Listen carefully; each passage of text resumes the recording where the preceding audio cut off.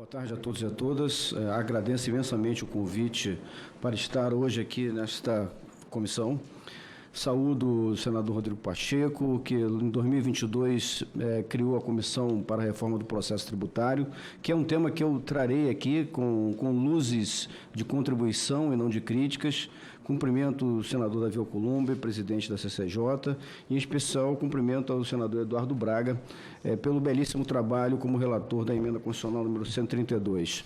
É lógico que saudar e cumprimentar e fazer referência a todas as pessoas que trabalharam na emenda constitucional 132 e nos projetos de lei que ora serão regulamentados, seria impossível a contribuição coletiva que foi capaz de criar essa revolução constitucional que está sendo feita em relação à tributação sobre o consumo.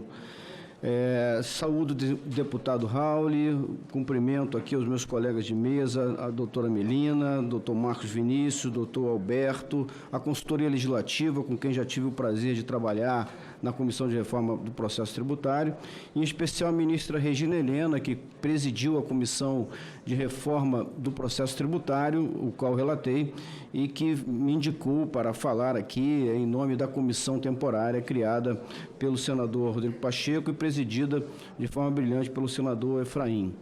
Senador Eduardo Braga, farei uma exposição em 3 partes muito simples, uma contribuição.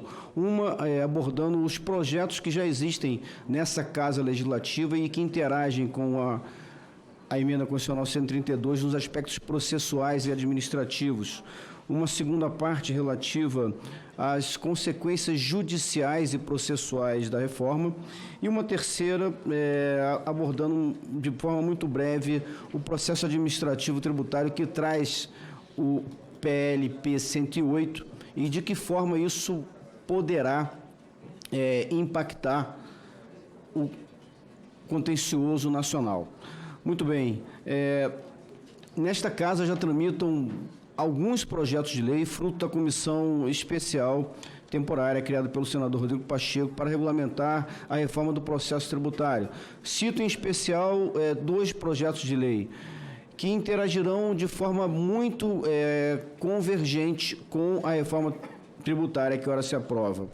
O projeto de lei complementar 124, que atualiza o Código Tributário Nacional, ele traz todo um rol de garantias e direitos em matéria processual administrativa. Isso significa que, aprovado o projeto, que já foi para a Comissão de Constituição, veio para a Comissão de Constituição e Justiça, nós teremos um marco mínimo de balizas que deverão ser seguidas por todos os entes federativos ao regulamentar o seu processo administrativo. Isso significa prazos em comum, recursos em comum, entre outras perspectivas. Hoje, a vida do contribuinte é extremamente difícil ao ter que enfrentar ou atuar nacionalmente. Um contribuinte que atua nacionalmente, ele enfrenta todos esses problemas em relação ao ICMS, ao ISS e também os demais tributos estaduais. Então, existe um aparente conflito entre o PLP 108 e o PLP 124. Corremos o risco de ter uma regulamentação nacional para todos os tributos do Brasil, com prazos comuns, recursos em comum, e ter uma regulamentação específica para o IBS, no bojo do PLP 108. Como a origem do PLP 124 é esta Casa Legislativa, seria bastante oportuno se pudesse existir uma tentativa de uniformização dos textos. A contribuição que já foi feita pela Comissão de Reforma Tributária, todo o trabalho que já foi feito, as reuniões realizadas, poderia contribuir e muito para que houvesse uma legislação de normas gerais de processo administrativo unificada, que não houvessem prazos distintos, recursos distintos, o que dificulta sobremaneira a atuação dos contribuintes no direito tributário. Uma segunda abordagem que talvez reflita hoje a preocupação do Poder Judiciário, em especial do STJ, foi criada uma nova competência judiciária para o Superior Tribunal de Justiça, no artigo 105J da Emenda Constitucional 132, alterando a Constituição Federal de 88. Essa nova competência, ela, historicamente, é uma competência do Supremo Tribunal Federal para resolver conflitos federativos entre os entes da federação. E especificamente, agora, a partir da emenda 132, nós teremos um conflito federativo relacionado com o escopo limitado ao IBS, que será de competência do STJ. É uma competência nova, desafiante, e não se sabe hoje, ao certo, é difícil prever de que forma o STJ será demandado para essas demandas, porque, em tese, qualquer conflito federativo entre entes da federação, estados, municípios, ou entre entes da federação e o comitê gestor, irão diretamente para a jurisdição originária do STJ. É uma mudança significativa, não existe essa competência originária do STJ em relação a nenhum outro tributo, será uma exceção à regra da jurisdição tributária nacional, levando ao STJ matérias originárias, que poderão estar tramitando em todas as esferas da federação. Então, isso é bastante interessante, porque originará uma nova jurisdição e uma nova atribuição do STJ. Em paralelo a essa alteração constitucional, existe uma emenda constitucional do Poder Executivo que chegou ao STJ, e lá foi criada uma comissão especial para avaliar os impactos da reforma tributária sobre o consumo na jurisdição federal, especificamente, e estadual. Essa comissão é presidida pela ministra Regina Helena Costa. E, dentro dessa proposta de emenda constitucional, há duas medidas bastante interessantes, porque são muito inovadoras em termos de jurisdição. Uma é a proposição de uma ação declaratória de legalidade ou ilegalidade, criando um controle concentrado de legalidade no STJ, algo que poderia, em tese, antecipar e muito as discussões que advirão da implantação do novo regime tributário. Mas também desafiarão a Corte do STJ sobre a perspectiva de qual demanda isso vai gerar. Isso também é bastante interessante. O último censo que o CNJ fez, nós tínhamos 77 milhões de processos, 40 milhões de ações tributárias. Se nós formos imaginar o contexto de ICMS dessas ações e PIS/COFINS, que são as duas maiores demandas, é possível que muito dessas discussões seja antecipado ao STJ, criando uma jurisdição antecipada de controle de legalidade.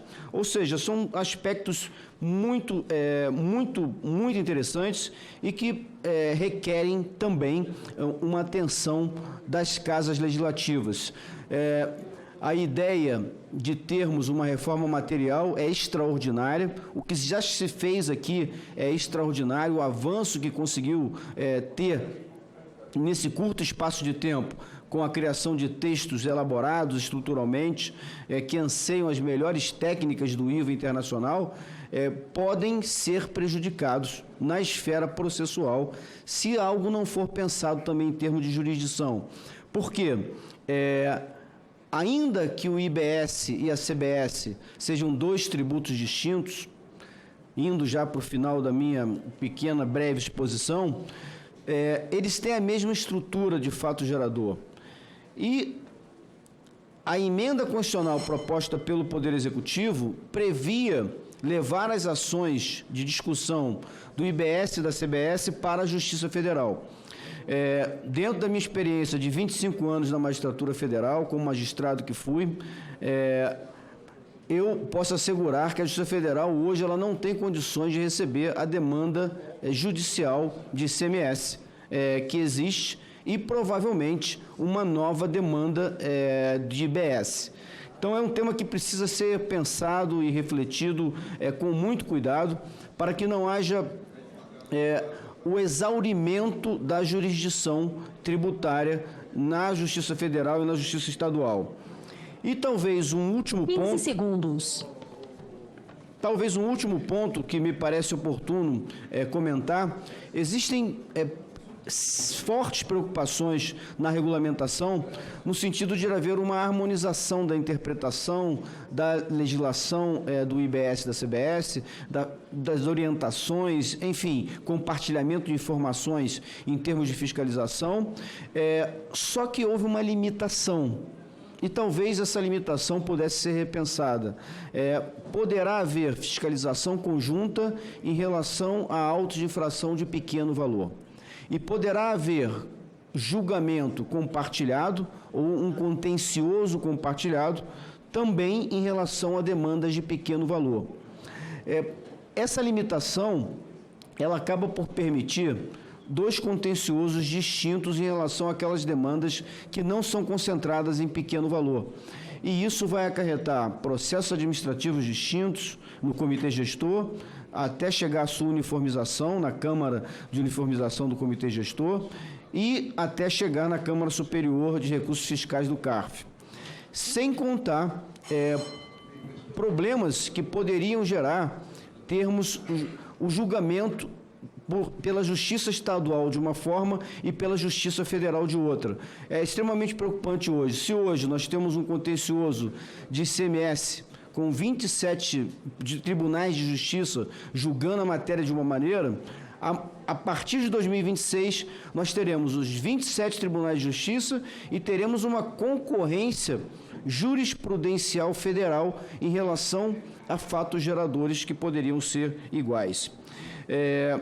Senador Eduardo Braga, essas são as singelas contribuições que eu trago, são preocupações do sistema de justiça, preocupações para que um trabalho tão brilhante em termos de alteração material não possa ter um resultado distinto e que lhe suprima a eficiência por conta de todas essas engrenagens do Poder Judiciário. Muitíssimo obrigado pelo convite.